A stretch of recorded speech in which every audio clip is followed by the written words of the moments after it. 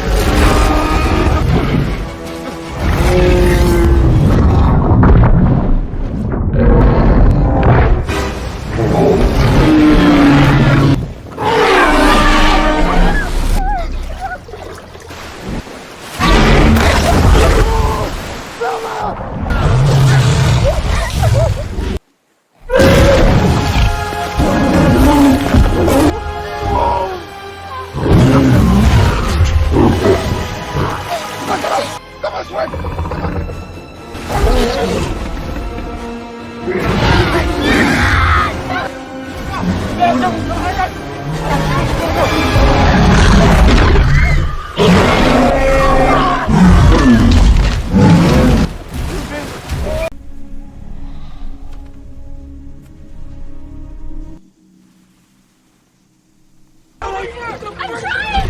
It's stuck in the mud! Paddle! Go! Don't look back!